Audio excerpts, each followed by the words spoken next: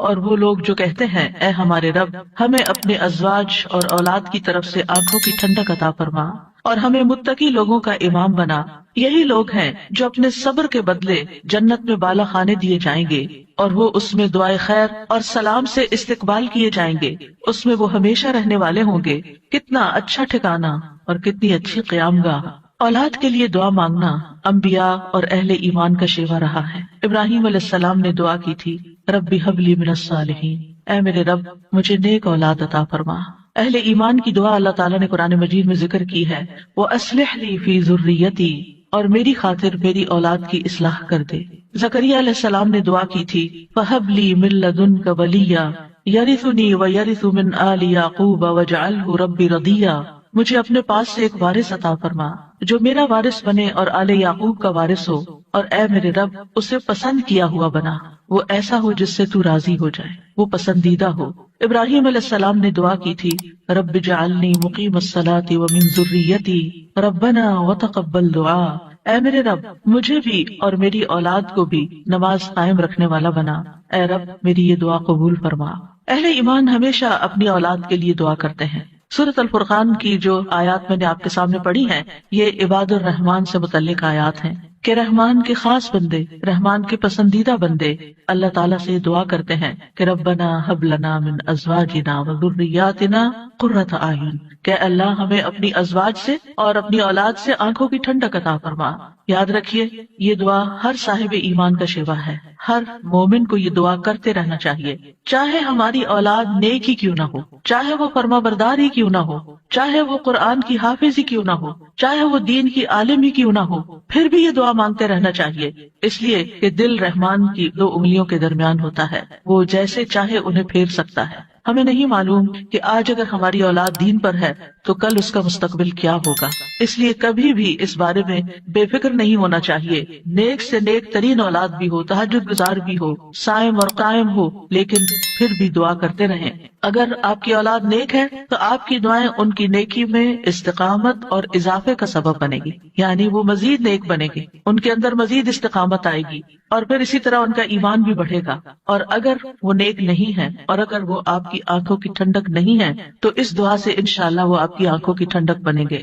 تو ہم سب کو بھی یہ دعا کرتے رہنا ہے کہ اے اللہ ہماری اولاد کو نیک بنا اور ان کو متقین کا امام بنا، یعنی تقوی والوں کی صحبت میں ہوں اور تقوی والوں میں بھی سب سے آگے ہوں، تقوی والوں کو بھی مزید لیڈ کرنے والے ہوں، ان کی رہنمائی کرنے والے ہوں، اور پھر یہ کہ وہ ہماری آنکھوں کی ٹھنڈک بھی ہوں، یعنی جہاں وہ رب کے پسندیدہ ہوں وہاں وہ ہمارے لیے بھی باعث سکون ہو۔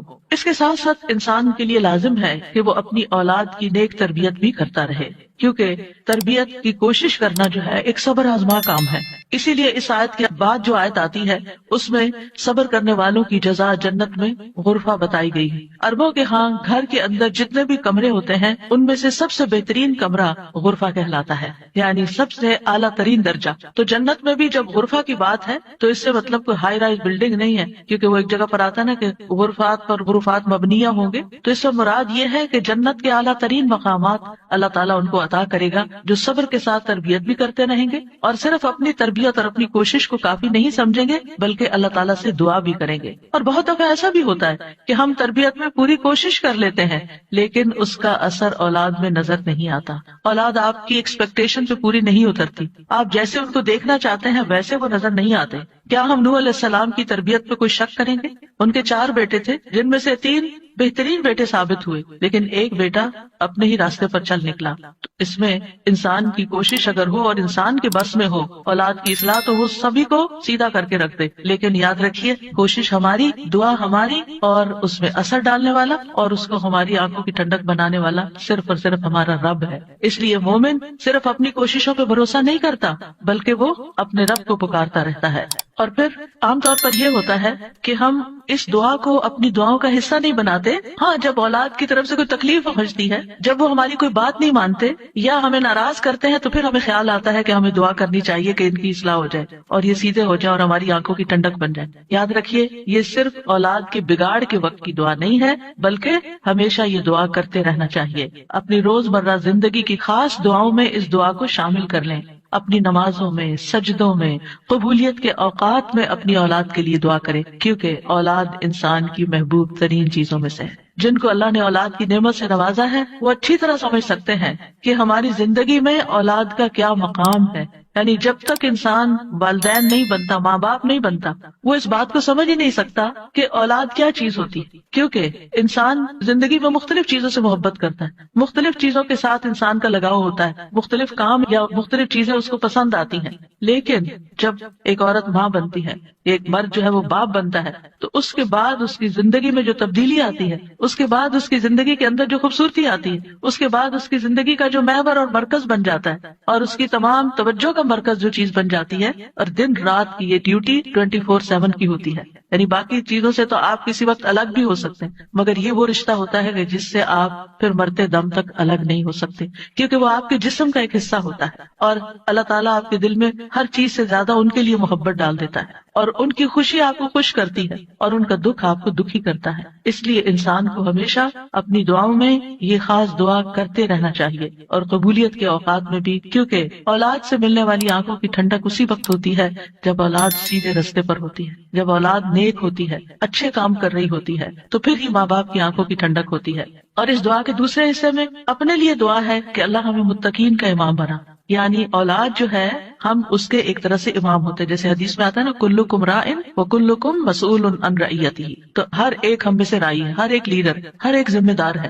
تو اللہ تعالیٰ ہمیں ماں باپ کی حیثیت میں ایسا رول ماڈل بنا کہ ہم متقی ہوں اور ہماری اولاد بھی متقی ہو، یعنی ہماری اولاد میں بھی نیکی ہو اور پھر ہم نیکی کے ساتھ آگے ان کی رہنمائی کرنے والے ہوں۔ اور ویسے جنرل سینس میں دیکھیں تو اس میں انسان کو ایک ہائیسٹ مقام حاصل کرنے کی دعا یہاں سکھائی گئی ہے، اور وہ کیا کہ انسان ایسا انسان ہو کہ جسے دیکھ کر لوگ متقی بن جائیں، یعنی دوسرے لفظوں میں یہ کہ نیکیوں میں سبقت کرنے والے ہوں، نیکیوں میں آگے بڑھنے والے ہوں، تاکہ دوسرے لوگ بھی ہمیں دیکھ کر نیک بن جائیں۔ مثلاً اگر ایک مرد اول وقت میں مسجد میں جا کر نماز پڑھتا ہے تو اس کے بچوں پر اس کا کیا امپریشن ہوگا؟ یعنی اگر باپ ذمہ دار ہے تو بچے بھی دیکھ کر کہیں گے کہ ہاں ہمیں بھی یہی کام کرنا ہے، کیونکہ بچے ابتدائی زندگی میں خاص طور پر باپ کو، ماں کو بہت فالو کر رہے ہوتے ہیں۔ پھر اسی طرح اگر آپ کا پڑوسی آپ کو دیکھتا ہے، آپ کے کولیگز آپ کو دیکھتے ہیں کہ آپ کی توجہ سب سے زیادہ کس چیز کی طرف ہے، تو وہ بھی آپ کی دیکھا دیکھی نیکی کے کام میں آگے بڑھتے ہیں، آپ صدقہ کرتے ہیں۔ اور کوئی آپ کو دیکھ رہا ہے، آپ کا مقصد نہیں دکھانا،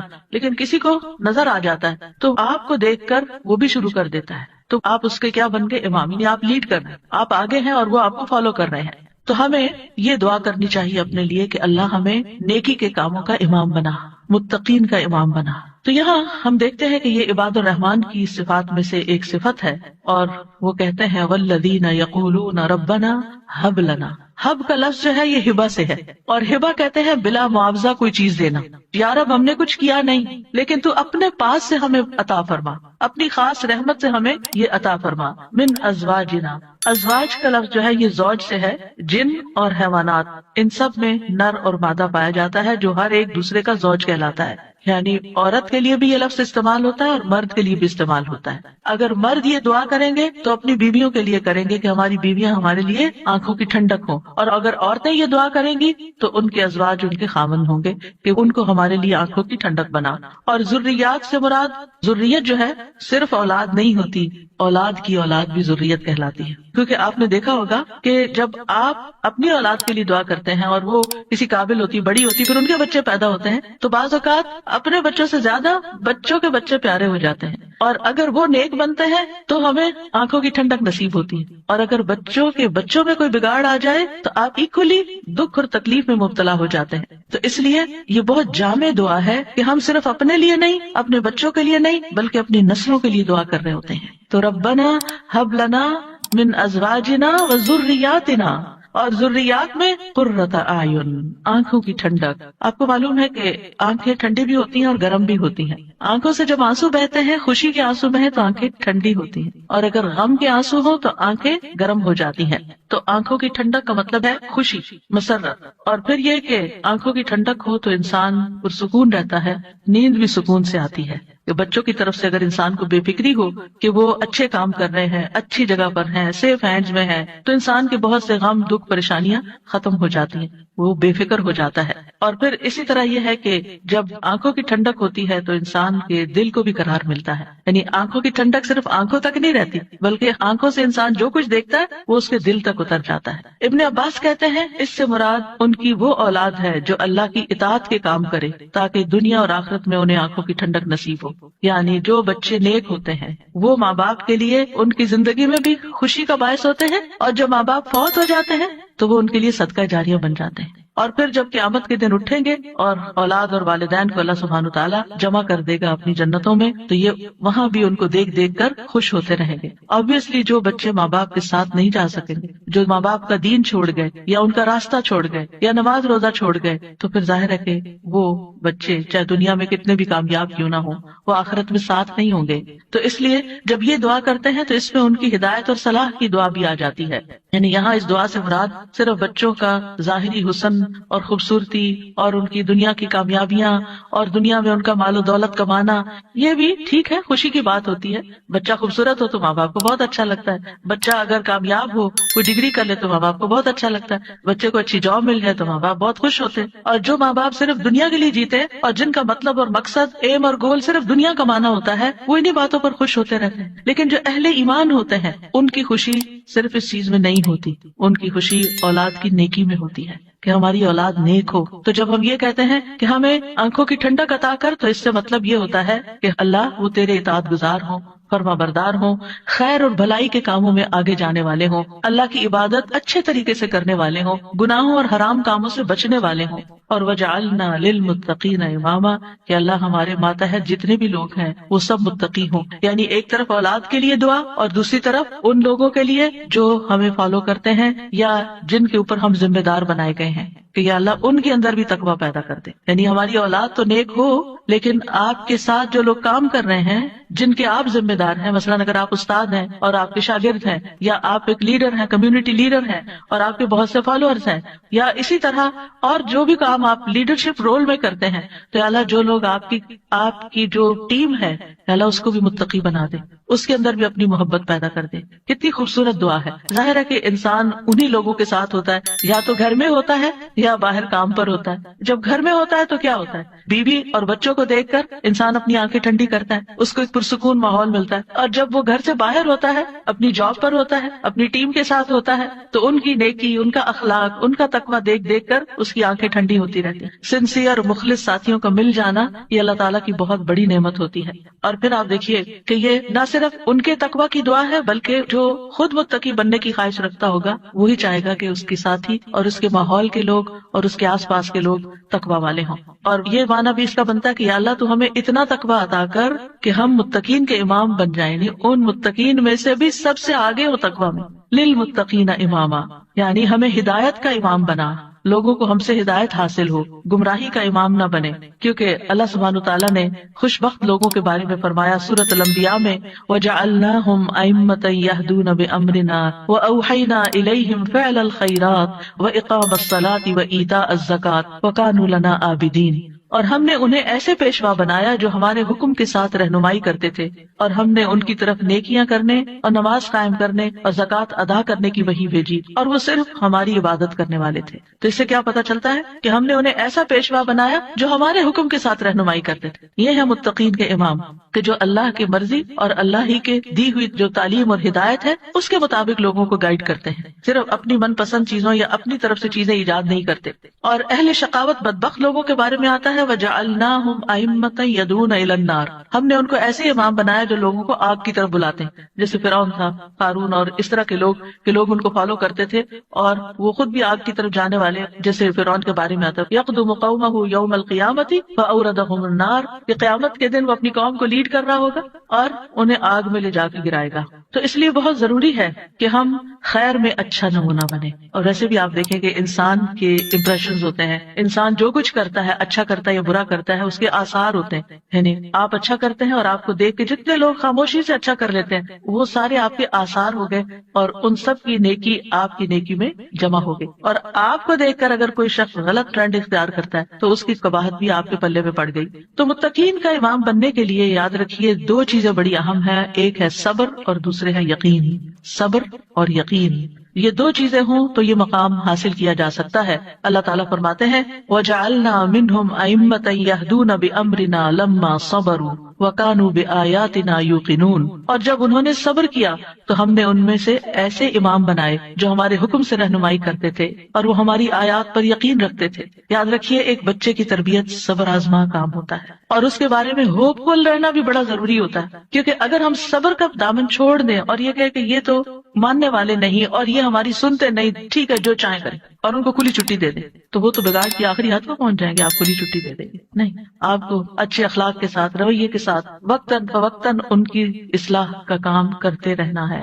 اور یہ صبر آزما کام ہے، یعنی بعض اوقات آپ کا دل اندر سے کٹ رہا ہوگا، آپ شدید غصے کا شکار ہوں گے، شدید نفرت کا شکار ہوں گے ان کے کسی غلط کام پر، لیکن آپ اس کا ایسا اظہار نہیں کریں گے کہ جس سے وہ ہمیشہ کے لیے آپ کو خیر بات کہہ کے چلے جائیں اور آپ سے کٹ جائیں. کیونکہ آپ دیکھیں بہت سے بچے ایسے ہوتے ہیں جو ماں باپ کی نیگنگ سے اور ماں باپ کی بد اخلاقی اور بدسلوکی سے پھر وہ ہمیشہ کے لیے ان کو چھوڑ ہی جاتے ہیں. تو ایسا کوئی طریقہ اختیار نہیں کرنا کہ جس سے وہ دور ہوں، بلکہ محبت کے ساتھ، یعنی اگر ان کے اندر آپ دیکھتے ہیں کوئی چیزیں ایسی ہیں جو درست نہیں تو محبت کے ساتھ اور صبر کے ساتھ دعائیں کرتے کرتے ان کی اصلاح کرتے جائیں. ہو سکتا ہے آپ اپنی زندگی میں نہ دیکھیں وہ دن جس کو آپ دیکھنا چاہتے ہیں، لیکن مرنے کے بعد آپ کو ان کی دعائیں پہنچ رہی ہیں، آپ کی وہ محنت ضائع نہیں جائے گی. تو لما صبر کرنا بہت ضروری ہے. اور پھر یہ ہے کہ ان کی طرف سے جتنی بھی آزمائشیں آئیں، ان کی طرف سے جو تکلیفیں آپ کو پہنچے، کیونکہ جو بھی ماں باپ بنتے ہیں وہ سب جانتے ہیں کہ اولاد کی طرف سے بعض اوقات آنکھوں کی ٹھنڈک سے زیادہ تکلیفیں ہی پہنچتی، یعنی وہ آپ کا مقام نہیں سمجھتے. جب تک وہ خود ماں باپ نہیں بنتے ان کو سمجھ نہیں آتی کہ ماں باپ کا مقام کیا ہے اور ماں باپ کی تکلیف کیا ہے. لہٰذا ایسے تمام مواقع پر صبر سے کام لینا ہے. اور دوسرا یہ کہ یقین رکھنا ہے، بے یقینی سے دعا نہیں کرنی، یقین رکھنا کہ اللہ میری دعائیں سنتا ہے اور وہ ضرور سنے گا.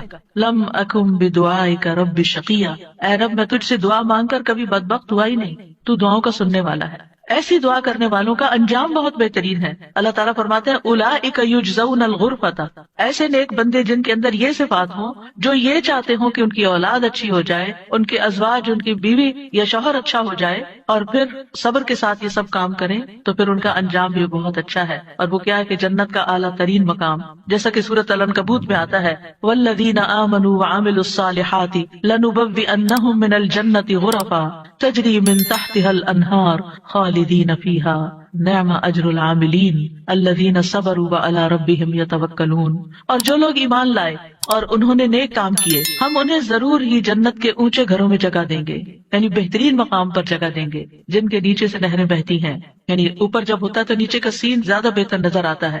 ہمیشہ ان میں رہنے والے ہیں. دنیا میں آپ اگر کوئی ایسی جگہ پر، کسی سی سائڈ پر، کسی بہترین سینری اور گرینری کے مقام پر، اونچے کسی ہائیسٹ فلور پر پینٹ ہاؤس خرید بھی لیں، رہ بھی لیں، لیکن آپ کو ہر وقت دھڑکا لگا رہتا ہے کہ پتہ نہیں کب دنیا سے چلے جانا ہے، یا اگر رینٹ پر رہ رہے ہیں تو پتہ نہیں کب یہاں سے نکلنا پڑ جائے، تو آپ پوری طرح انجوائے نہیں کر سکتے.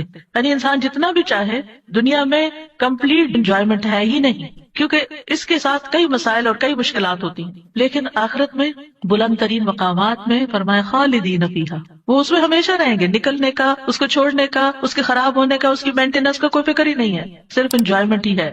نعم اجر العاملین، لیکن یہ کس کو ملتا ہے؟ جو عمل کرتے ہیں، جو کام کرتے ہیں، جو محنت کرتے ہیں. کتنا اچھا اجر ہے عمل کرنے والوں کا. کون ہے وہ عمل؟ کیا دو عمل بتائے گئے؟ الذین صبروا وعلی ربہم یتوکلون، وہ جو صبر کرتے ہیں اور اپنے رب پر توکل کرتے ہیں، بھروسہ کرتے ہیں. اور اس کے علاوہ حدیث سے بھی اس مقام کو حاصل کرنے کی بات ہمیں پتہ چلتی ہے. نبی صلی اللہ علیہ وسلم نے فرمایا جنتی لوگ اپنے سے بلند کمرے والے کو، غرفہ والوں کو اپنے اوپر ایسے دیکھیں گے جیسے وہ دنیا میں چمکدار گہرے ستارے کو دیکھتے. اتنے بلند ہوں گے ان کے مقامات. آپ سوچئے کبھی آپ جب جہاز پر ونڈو سیٹ پر بیٹھے ہوتے ہیں تو آپ جب نیچے دیکھتے ہیں تو بعض بہت ہی خوبصورت مناظر نظر آتے ہیں. تو آپ سوچئے کہ جس کا گھر وہ ستارے کی جگہ پر ہو، اتنا بلند مقام اس کو مل چکا ہو، تو پھر اس کو کیا کچھ نظر نہیں آئے گا نیچے. فرمایا کہ جس طرح وہ دنیا میں چمکدار گہرے ستارے کو دیکھتے ہیں جو آسمان کے مشرقی یا مغربی کنارے میں بہت دور ہوتا ہے، ان میں سے ایک دوسرے سے افضل ہوگا۔ لوگوں نے عرض کیا یا رسول اللہ یہ تو انبیاء کے محل ہوں گے جنہیں ان کے سوا اور کوئی نہ پا سکے گا۔ آپ نے فرمایا نہیں، اس ذات کی قسم جس کے ہاتھ میں میری جان ہے، یہ ان لوگوں کے لیے ہے جو اللہ پر ایمان لائے اور انبیاء کی تصدیق کی۔ ایک اور روایت میں آتا ہے بے شک جنت میں ایسے غرف ہیں جنتی ان کے باہر والے حصے کو اندر سے دیکھ سکیں گے اور اندر والے حصے کو باہر سے دیکھ سکیں گے۔ اللہ نے یہ ایسے شخص کے لیے تیار کیے ہیں جو لوگوں کو کھانا کھلائے اور سلام عام کرے اور رات کو نماز ادا کرے جب لوگ سو رہے ہیں۔ اور الحمدللہ رمضان ایسا مہینہ ہوتا ہے کہ جس میں آپ یہ تینوں کام کر سکتے ہیں۔ آپ کی حرص ہوتی ہے کہ زیادہ سے زیادہ لوگوں کو افطار کرایا جائے، زیادہ سے زیادہ لوگوں تک راشن پہنچایا جائے، یعنی ان کو کھلایا جائے۔ اور جب آپ مسجد جاتے ہیں تو تراویح بھی ہوتی ہے اور بہت سے لوگ مل جاتے ہیں تو سلام پہ سلام ہو رہا ہوتا ہے، یا دینی مجالس کا زور ہوتا ہے رمضان میں جس میں لوگ اکٹھے ہوتے ہیں تو پھر ایک دوسرے سے ملاقات کر کے سلام کے مواقع آتے ہیں۔ اور یہ صرف رمضان ہی کے لیے نہیں ہے بلکہ سارا سال انسان ایسے کاموں کی رغبت رکھے، ایسے کاموں سے محبت کرے۔ اور ان کی جنت میں وہ کیا ہوگا، وَيُلَقَّوْنَ فِيهَا تَحِيَّةً وَسَلَامًا، وہاں ان کو سلام اور دعا دی جائے گی۔ تحیہ کہتے ہیں زندگی کی دعا دینا، یعنی ان کے استقبال کے لیے ایسے فرشتے موجود ہوں گے جو انہیں سلام بھی کریں گے اور سلامتی کی دعائیں بھی دیں گے۔ جب کوئی سلامتی کی دعا آپ کو دیتا ہے تو کتنا دل خوش ہوتا ہے، تو وہاں فرشتے ان کو دعائیں دے رہے ہوں گے۔ اور پھر آپس میں جب ملاقاتیں ہوں گی جنتیوں کی تب بھی سلام دعا ہو رہی ہوگی۔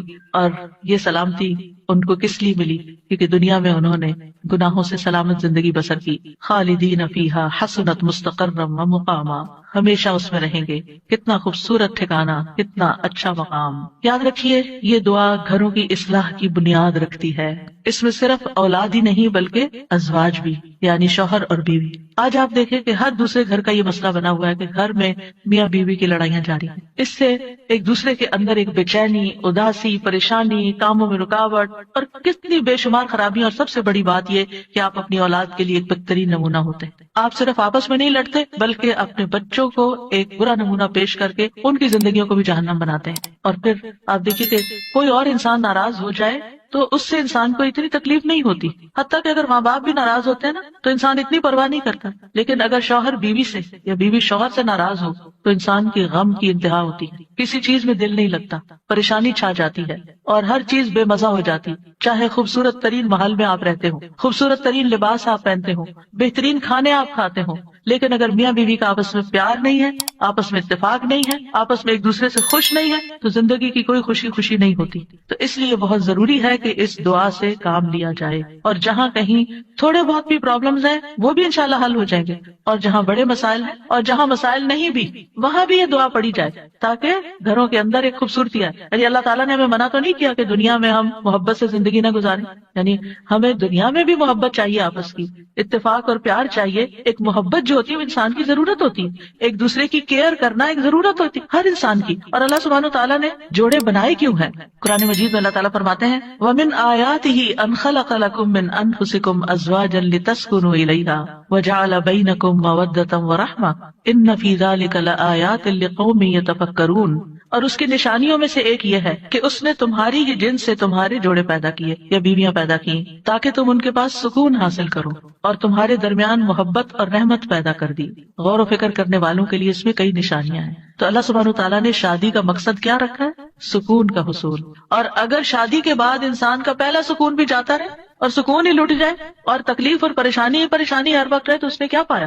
تو شادی کا مقصد ہی بہت ہو گیا۔ ٹھیک ہے شادی کے اور بھی کئی مقاصد ہو سکتے ہیں، لیکن سب سے بنیادی اور اول مقصد اللہ تعالیٰ نے کیا رکھا ہے اس رشتے کے اندر؟ ایک دوسرے سے سکون، مودت اور رحمت، ایک دوسرے سے محبت بھی کریں اور ایک دوسرے پر رحم بھی کریں، ایک دوسرے کا کیئر کریں، ایک دوسرے کا خیال رکھیں، ایک دوسرے کی ضرورت کو پہچانیں۔ صرف خود غرضی نہ ہو کہ میری مرضی، میرا مقصد، میرا مطلب اور میں جو چاہوں صرف وہ ہو میرے پاس، نہیں، یہ بھی دیکھنا ہوگا کہ دوسرا کیا چاہتا ہے۔ اور جن کپلز کو یہ سمجھ آ جاتی ہے کہ دوسرے کی خواہش کیا ہے اور وہ دوسرے کی خواہش کو پورا کرنے کی کوشش کرتے ہیں تو لازماً دوسرا بھی پھر ان کی خواہش پوری کرتا ہے اور ایک خوشگوار زندگی وجود میں آتی ہے۔ اسی طرح اللہ تعالیٰ نے سورۃ النحل میں بھی فرمایا وَاللَّهُ جَعَلَ لَكُم مِّنْ أَنفُسِكُمْ أَزْوَاجًا وَجَعَلَ لَكُم مِّنْ أَزْوَاجِكُمْ بَنِينَ وَحَفَدَةً وَرَزَقَكُم مِّنَ الطَّيِّبَاتِ أَفَبِالْبَاطِلِ يُؤْمِنُونَ وَبِنِعْمَةِ اللَّهِ هُمْ يَكْفُرُونَ۔ اور اللہ نے تمہارے لیے تمہارے نفسوں سے بیویاں پیدا کی اور تمہارے لیے تمہاری بیویوں سے بیٹے اور پوتے پیدا کیے، یعنی اللہ نے ان سے تمہیں اولاد دی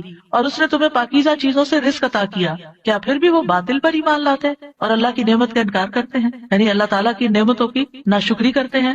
تو یاد رکھیے کہ گھروں کی اصلاح کا انحصار ازواج کی اصلاح پر ہے، آپس کے اتفاق پر ہے، اور اولاد کی اصلاح سے پہلے ازواج کی اصلاح کی بات ہے۔ ابن علان کہتے ہیں کہ یہ دعا یعنی ازواج کے بارے میں شروع ہوتی ہے، کیونکہ اگر ازواج کی اصلاح ہو تو اولاد کی اصلاح ہوتی ہے، یعنی شوہر یا بیوی کی اصلاح ہو جائے، وہ ایک دوسرے کے لیے آنکھوں کی ٹھنڈک ہو، تو اولاد خود بخود آنکھوں کی ٹھنڈک ہوتی چلی جائے گی۔ اور آنکھوں کی ٹھنڈک سے مراد یہ نہیں ہے صرف کہ ایک شوہر اپنی بیوی کو زیادہ خوبصورت دیکھے یا تندرست دیکھے، بلکہ اس حال میں دیکھے کہ وہ اللہ کی فرما بردار ہو، کیونکہ ایک حدیث میں آتا ہے کہ دنیا متاع ہے اور دنیا کی سب سے بہترین متاع نیک بیوی ہے، یعنی دنیا میں جتنی بھی نعمتیں ہیں ان میں سے سب سے بڑی نعمت ایک مرد کے لیے کیا ہے؟ ایک نیک بیوی ہے، ایک اچھی بیوی ہے۔ اور نیکی صرف نماز روزے کا نام نہیں ہوتی، نیکی اچھے اخلاق کا نام ہوتی ہے۔ ایک اور حدیث میں آتا ہے نا کہ جب ایک عورت 5 وقت کی نماز پڑھے، رمضان کے روزے رکھے اور اپنے شوہر کی اطاعت کرے، جب وہ اس کو دیکھے اس کو خوش کر دے تو وہ جنت کے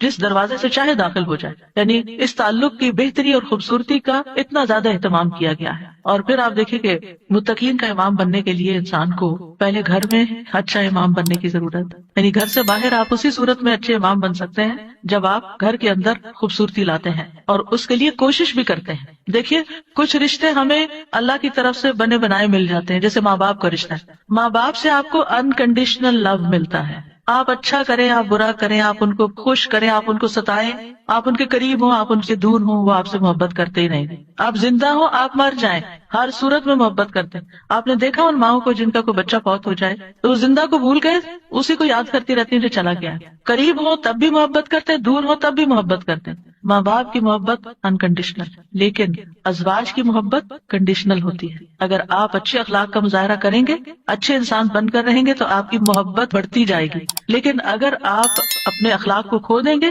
تو پھر اس محبت میں کمی آنی شروع ہو جائے گی۔ تو کچھ رشتے بنے بنائے ہوتے ہیں اور کچھ کو بنانا پڑتا ہے، ان کی مینٹیننس کرنی پڑتی ہے۔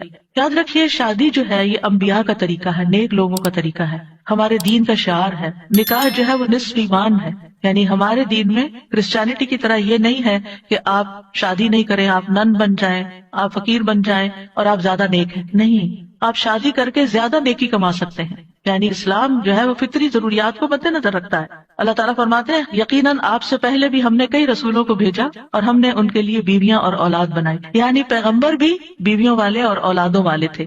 نبی صلی اللہ علیہ وسلم نے فرمایا نکاح میری سنت ہے، بس جو میری سنت پر عمل نہیں کرتا وہ مجھ سے نہیں۔ تم لوگ شادی کیا کرو، یعنی شادی کرنا بھی ایک نیکی کا کام ہے، عبادت ہے، کیونکہ میں تمہاری تعداد کی بنا پر سابقہ امتوں سے کثرت تعداد میں مقابلہ کروں گا۔ ایک اور روایت سے پتہ چلتا ہے کہ شادی نہ کرنے والا نبی صلی اللہ علیہ وسلم کے طریقے سے منہ موڑنے والا ہے۔ آپ کو یاد ہوگا کہ وہ 3 صحابہ جو نبی صلی اللہ علیہ وسلم کی ایبسنس میں حضرت عائشہ کے پاس پوچھنے گئے تھے کہ آپ کے اعمال کیا ہیں، تو جب انہوں نے بتایا تو ان کا وہ تو اللہ کے نبی ہیں، تو اس لیے ایک نے کہا میں کبھی گوشت نہیں کھاؤں گا، دوسرے نے کہا میں کبھی رات کو نہیں سوؤں گا، تیسرے نے کہا میں کبھی شادی نہیں کروں گا۔ تو نبی صلی اللہ علیہ وسلم کو جب یہ باتیں پتہ چلی تو آپ نے اللہ تعالیٰ کی حمد و ثنا کی اور فرمایا ان لوگوں کو کیا ہو گیا ہے جنہوں نے ایسی اور ایسی باتیں کہی ہیں، میں رات میں نوافل بھی پڑھتا ہوں، سوتا بھی ہوں، نفلی روزہ رکھتا ہوں اور چھوڑ بھی دیتا ہوں، نکاح بھی کرتا ہوں، بس جو شخص میرے طریقے سے منہ موڑے گا وہ مجھ سے نہیں، یعنی وہ میری امت میں سے نہیں ہے جو میرے اس طریقے کو پسند نہ کرے۔ اللہ سبحانہ تعالیٰ نے خود نکاح کی رغبت دلائی ہے، وَأَنكِحُوا الْأَيَامَ مِنكُمْ وَالصَّالِحِينَ مِنْ عِبَادِكُمْ وَإِمَائِكُمْ، اور اپنے میں سے بے نکاح مردوں اور عورتوں کا نکاح کر دو، اور اپنے غلاموں اور اپنی لونڈیوں میں سے جو نیک ہیں ان کا بھی۔ نکاح میں دیر کیوں کرتے ہیں عام طور پر؟ کہ ابھی بچے کچھ کماتے نہیں ہیں۔ فرمایا اگر وہ محتاج ہوں گے اللہ ان کو اپنے فضل سے غنی کر دے گا، اور اللہ وسعت والا سب کچھ جاننے والا ہے۔ اور پھر شادی ویسے بھی آپ دیکھیں نگاہ کی حفاظت کا ذریعہ ہے، شرمگاہ کی حفاظت کا ذریعہ ہے، نصف دین مکمل کرنے کا ذریعہ ہے۔ حدیث میں آتا ہے جب کوئی شخص نکاح کر لیتا ہے تو اپنا آدھا دین مکمل کر لیتا ہے، لہذا چاہیے کہ باقی آدھے دین کے بارے میں اللہ سے ڈرتا رہے۔ پھر آپ دیکھیے کہ صرف دنیا میں نہیں آخرت میں جنت میں بھی پاکیزہ جوڑے ہوں گے، وَلَهُمْ فِيهَا أَزْوَاجٌ مُطَهَّرَةٌ، پاکیزہ بیویاں ہوں گی۔ اہل جنت سے کہا جائے گا ادخلوا الجنت انتم وازواجکم تحبرون، تم اور تمہاری بیویاں جنت میں داخل ہو جاؤ، تم خوش رکھے جاؤ گے۔ فرشتے اہل ایمان اور ان کی بیویوں اور بچوں کے لیے دعائیں کرتے ہیں. کیا کہتے ہیں؟ ربنا وادخلهم جنات عدن التي وعدتهم ومن صلح من آبائهم وازواجهم وذرياتهم انك انت العزيز الحكيم. اے ہمارے رب، اور انہیں ہمیشگی کے باغات میں داخل کر جن کا تو نے ان سے وعدہ کیا تھا، اور ان کے آباء و اجداد اور ان کی بیویوں اور ان کی اولادوں میں سے جو نیک ہوئے ان کو بھی جنت میں داخل کر. یعنی یہ فرشتے اہل ایمان کے لیے دعا کرتے ہیں. اور جنت میں کوئی بھی کمارا نہیں ہوگا، یعنی جن لوگوں کی دنیا میں شادی نہیں ہوئی ان کو بھی اللہ تعالیٰ جوڑے عطا کرے گا، اور جن کے شوہر پہلے فوت ہو گئے یا بیوی فوت ہو گئی، یا ایک نیک تھا اور ایک جنت میں نہیں گیا دوسرا جہنم میں چلا گیا، تو ان کو بھی اللہ تعالیٰ وہاں جوڑے عطا کرے گا. اور کوئی بھی ایسا نہیں ہوگا کہ جو تنہائی کا شکار ہو، آئسولیشن کا شکار ہو، کیونکہ انسان کی زندگی میں اگر کمپینین ہوتا ہے تو انسان کے لیے سکون کا باعث ہوتا ہے. اور خاص طور پر اگر نیک بیوی ہو.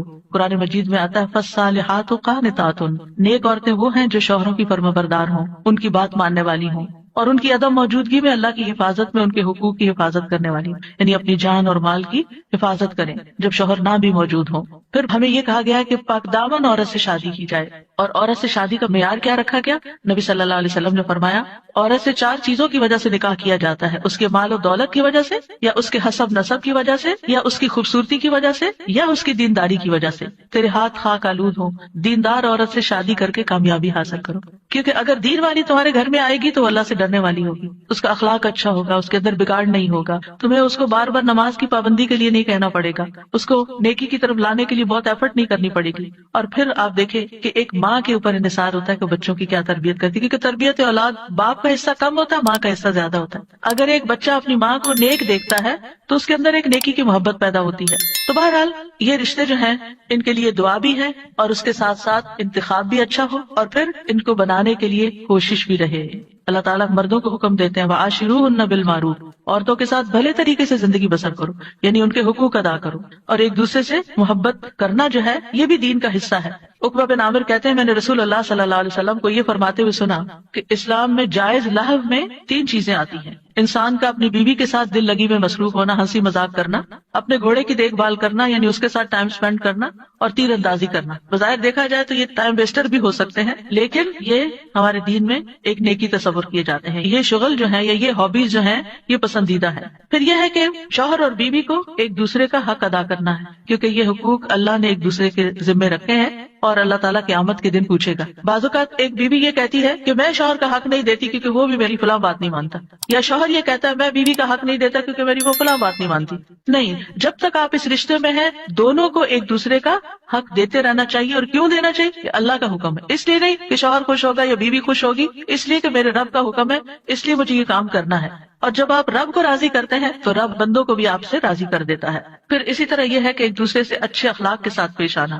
نبی صلی اللہ علیہ وسلم نے فرمایا ایمان کے لحاظ سے کامل مومن وہ ہے جو اخلاق میں سب سے اچھا ہے، اور تم میں سے بہتر شخص وہ ہے جو اپنے گھر والوں کے لیے اچھا ہے، اور ایک روایت میں بیویوں کے لیے اچھا ہے. اس میں آپ دیکھیے کہ لوگ گھر سے باہر تو ہر ایک سے بڑا اچھا اخلاق رکھتے ہیں، لیکن گھر میں منہ بنا کے رکھتے ہیں، تو یہ اچھے اخلاق کی علامت نہیں. اللہ تعالیٰ نے جو کرائیٹیریا دیا ہے وہ کیا ہے کہ سب سے اچھا وہ ہے جس کا گھر میں اخلاق اچھا ہے. پھر اسی طرح یہ ہے کہ بدزبانی نہیں کرنی چاہیے. پھر بیوی کے ذمہ ہے کہ شوہر کی بات ماننے کے علاوہ شوہر کے مال اور اولاد کی حفاظت کرنے والی ہو، ان کو ضائع نہ کرے، صابر و شاکر ہو. شوہر کی ذمہ داری کیا ہے کہ گھر والوں پر خوشی سے خرچ کرے. اور نبی صلی اللہ علیہ وسلم نے فرمایا جو شخص اپنے اوپر خرچ کرتا ہے تاکہ وہ اس کے ذریعے لوگوں سے مانگنے سے بچے، وہ اس کے لیے صدقہ ہے. یعنی آپ اپنی پرسنل نیڈز کے لیے اسپینڈ کرتے ہیں، یہ بھی صدقہ ہے. جو شخص اپنی بیوی اور بچوں اور اپنے گھر والوں پر خرچ کرتا ہے وہ بھی صدقہ شمار ہو جاتا ہے. یعنی شوہر کے نامہ اعمال میں وہ نیکی لکھی جاتی ہے کہ یہ اپنی بیوی پر بچوں پر خرچ کرنے والا ہے. پھر اسی طرح اچھے گزران کا اصول کیا ہے کہ ایک دوسرے کی اچھی عادتوں پر نظر رکھی جائے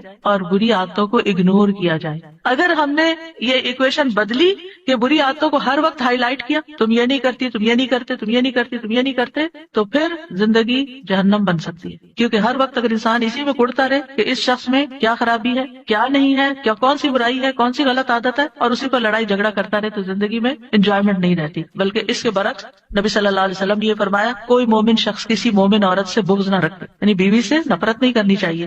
اگر عورت کی ایک عادت ناپسند ہوگی تو کوئی دوسری عادت پسند ہوگی. ہوگی. تو کیا مطلب ہے کہ ناپسند بات کو چھوڑو، جو پسندیدہ ہے اس پر نظر رکھو. پھر اسی طرح یہ ہے کہ نیک اولاد کے لیے بھی کوشش کے علاوہ اور دعائیں بھی ہمیں سکھائی گئی ہیں، جیسے ان کی پیدائش سے پہلے ہی دعا کرنا، ربی ہب لی من الصالحین، اے میرے رب مجھے نیک اولاد عطا کر. یعنی ابھی اولاد ہوئی نہیں لیکن پہلے سے ہی دعا مانگنا شروع ہو جائے انسان کہ اللہ مجھے نیک اولاد دینا. اور پھر یہ کہ شادی کے وقت ایسی عورت کا انتخاب کرنا جس کے اندر بچے پیدا کرنے کی صلاحیت ہو، کیونکہ نبی صلی اللہ علیہ وسلم نے اس بات کا حکم دیا کہ محبت کرنے والی اور زیادہ بچے پیدا کرنے والی عورت سے شادی کرو، یعنی یہ ہمارے دین میں پسندیدہ چیز ہے. پھر اسی طرح شادی سے ملنے والی جو نیک اولاد ہے اس کا فائدہ کیا ہے کہ وہ مرنے کے بعد والدین کے لیے دعائیں کرتی ہے اور ماں باپ کے لیے صدقہ جاریہ بن جاتی ہے، اور یہ والدین کی درجات کی بلندی کا ذریعہ بنتا ہے. جہاں تک اولاد کی تربیت کا تعلق ہے تو اولاد کے بارے میں سوال ہوگا، یعنی ماں باپ دونوں سے پوچھا جائے گا کہ انہوں نے ان کی تربیت میں کیا کوشش کی. پھر اسی طرح اولاد کا پہلا حق کیا ہے، حدیث میں آتا ہے نبی صلی اللہ علیہ وسلم نے فرمایا اپنے نطفوں کے لیے اچھی عورت کا انتخاب کرو، یعنی نیک عورت کا انتخاب کرو، اور دین میں ہم پلہ عورتوں سے نکاح کرو اور ہم پلہ مردوں کو اپنی بیٹیوں کا نکاح کر کے دو. پھر اسی طرح اچھے باپ کا انتخاب، رسول اللہ صلی اللہ علیہ وسلم نے فرمایا جب ایسا شخص تمہارے پاس نکاح کا پیغام بھیجے جس کے دین اور اخلاق سے تم مطمئن ہو تو اس سے اپنی بیٹی کا نکاح کرو. یعنی اوباش آوارہ لڑکے ہوں تو پھر ان کے ساتھ شادی نہیں کرو، کیونکہ شادی کے بعد کیا ہوگا، آپ کی بیٹی کو مصیبت میں ڈال دے گا. فرمایا اگر ایسا نہیں کرو گے تو زمین میں فتنہ اور زبردست فساد برپا ہوگا، یعنی پھر فساد ہی فساد، بگاڑ ہی بگاڑ. پھر اسی طرح ولادت سے پہلے شیطان سے حفاظت کی دعا سکھائی گئی کہ جب شوہر بیوی ایک دوسرے سے ملیں تو دعا پڑھیں، جیسے حضرت مریم کی والدہ نے دعا پڑھی تھی وَإِنِّي أُعِيذُهَا بِكَ وَذُرِّيَّتَهَا مِنَ الشَّيْطَانِ الرَّجِيمِ. کتنی خوبصورت دعا ہے کہ اللہ میں اس بچی کو بھی اور اس کی آئندہ آنے والی ذریت کو بھی تیری پناہ میں دیتی ہوں شیطان سے بچا کر. پھر یہ کہ بچوں کو سب سے پہلے توحید سکھانی چاہیے، بچپن سے ہی بچوں کے اندر اللہ کا ڈر پیدا کرنا چاہیے، دین کی تعلیم سیکھنے میں رغبت دلانی چاہیے، اچھے اخلاق کی تعلیم دینی چاہیے، ہر چیز کے مینر سکھانے چاہیے. اور پھر اس کے لیے اگر سرزنش بھی کرنی پڑے، ڈانٹنا بھی پڑے تو اس میں بھی کوئی حرج نہیں ہے. اپنے ساتھ نیک کاموں میں شامل کرنا چاہیے، جیسے ابراہیم علیہ السلام نے کیا کیا تھا، کعبہ کی تعمیر میں کس کو ساتھ شامل کیا تھا، اسماعیل علیہ السلام. پھر اولاد کے درمیان عدل کرنا چاہیے، بچوں سے پیار کرنا چاہیے. کچھ ماں باپ بچوں سے پیار نہیں کرتے، ایسے والدین کی مذمت کی گئی ہے. پھر اولاد کے بالغ ہو جانے کے بعد ان کی شادی بھی کرنی چاہیے، یعنی اس بات کی بھی فکر ہونی چاہیے. ابن عباس کہا کرتے تھے جس کو اللہ بیٹا عطا کرے اس کو چاہیے کہ اس کا اچھا نام رکھے، اس کی اچھی تربیت کرے، جب وہ بالغ ہو تو اس کی شادی کر دے. سعید بن عاص کہا کرتے تھے اگر میں اپنے بچے کو قرآن کی تعلیم دے دوں، اس کو حج کروا دوں، اس کی شادی کر دوں تو میں نے اس کا حق ادا کر دیا، اور میرا جو اس پر حق ہے وہ باقی ہے. یعنی بچوں کے اوپر حق پھر بھی باقی رہے، لیکن ماں باپ نے اپنا فرض پورا کر دیا اگر یہ 3 کام کر لیے. کون سے؟ قرآن کی تعلیم دے دی، حج کروا دیا، شادی کر دی. اس کے بعد وہ اپنے ذمہ دار خود ہیں، لیکن بچوں کے اوپر ماں باپ کی ذمہ داری مرتے دم تک رہتی ہے. قتادہ کہتے ہیں اگر لڑکا بالغ ہو جائے اور اس کا باپ شادی نہ کرے بچے کی، اور وہ کسی بے حیائی کا ارتکاب کرے، یعنی کسی برائی میں پڑ جائے، تو باپ گناہگار ہوگا. یعنی وہ لڑکا تو ہوگا ہی یا لڑکی تو ہوگی ہی، لیکن ماں باپ بھی گناہگار ہوں گے. تو اس لیے شادی کے معاملے میں انسان کوشش ضرور کرے، رشتہ نہیں ملتا یا کوئی اسباب نہیں بن رہے تو وہ الگ بات ہے، لیکن ماں باپ کو اس بات کی فکر ہونی چاہیے، کیونکہ دیکھا گیا کہ وقت کے ساتھ ساتھ یہ فکر ختم ہو گئی ہے، اور بعض ماں باپ نے تو یہ چیز اولاد پر ہی چھوڑ دی ہے.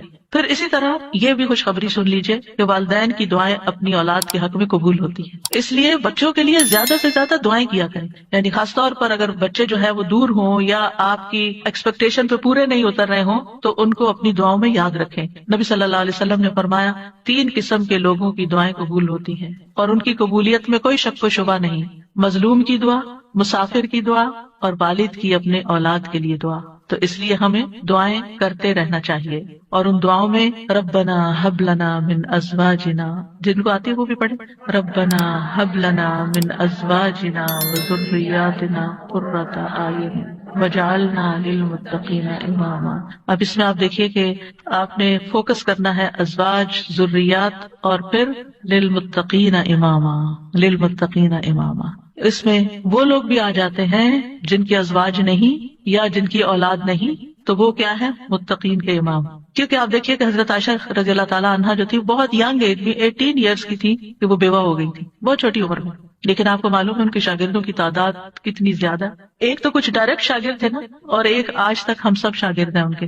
انہوں نے جو احادیث روایت کی یعنی وہ ان صحابہ میں سے تھی جو مکثرین تھے، جن کی احادیث کی تعداد ہزاروں میں پہنچتی، تو انہوں نے جو حدیث روایت کی اور لوگوں نے جو پڑھی اور آگے پڑھائی اور سکھائی، وہ سب ان کے شاگرد بنتے ہیں۔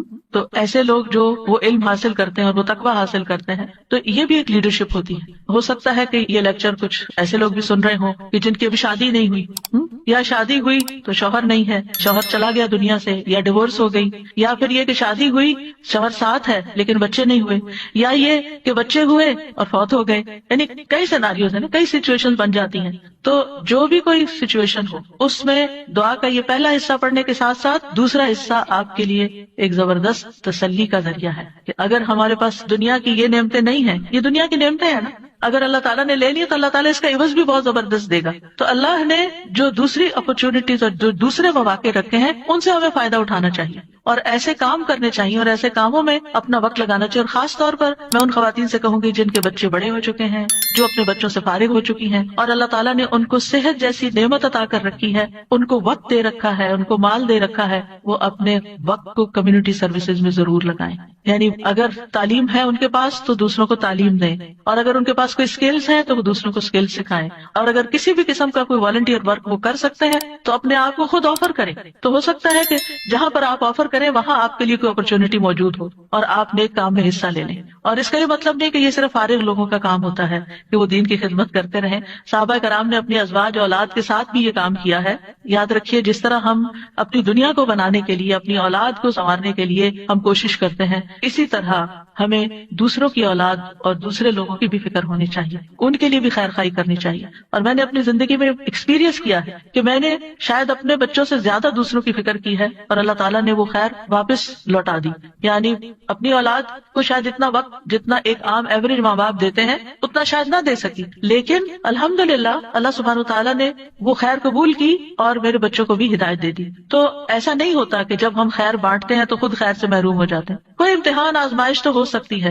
ہمیشہ نوح علیہ السلام کی مثال یاد رکھیے کہ وہ ایک باپ تھے جنہوں نے سارے بچوں کی ایکولی تربیت کی، لیکن ایک بچہ نہیں مانا۔ بعض اوقات ایسا ہوتا ہے کہ آپ اپنا تن من دھن لگا دیتے ہیں لیکن کوئی ایک بچہ نہیں مانتا، تو پھر اپنے آپ کو گلٹ میں نہ رکھیں، اپنے آپ کو ہر وقت پریشانی میں نہ رکھیں کہ میں نے کمی کی ہے، میری طرف سے کوئی کوتاہی ہے، کیونکہ آہستہ آہستہ شیطان اس کو وسوسے ڈالتا ہے کہ دیکھا نا، تم دوسروں کی فکر کرتی رہی اور تمہاری اولاد بگڑ گئی۔ نہیں، اب ہم کیا نوح علیہ السلام کو یہ کہیں گے کہ وہ دن اور رات، آپ سورۃ نوح پڑھیں، دن میں بھی تبلیغ کی، رات میں بھی کی، چپکے سے بھی کی، اوپنلی بھی کی، دن اور رات یہ سارے کام کیے، تو کوئی ان کو کہے آپ لگے رہے نا لوگوں میں اس لیے آپ کا یہ بچہ بگڑ گیا، کیا ہم یہ کہہ سکتے ہیں؟ نعوذ باللہ، ہرگز نہیں کہہ سکتے، استغفر اللہ، کبھی بھی نہیں کہہ سکتے، معاذ اللہ، کیونکہ ہم کسی پیغمبر کے بارے میں یہ سوچ بھی نہیں سکتے کہ انہوں نے اپنی اولاد کے لیے کوئی کوتاہی کی۔ لیکن یہ اللہ کی حکمت ہے نا، اور تقدیر کا ہم پڑھ چکے ہیں، یہ اللہ کی تقدیر میں ہوتا ہے۔ ٹھیک ہے، ایک ناقابل برداشت بات ہوتی، لیکن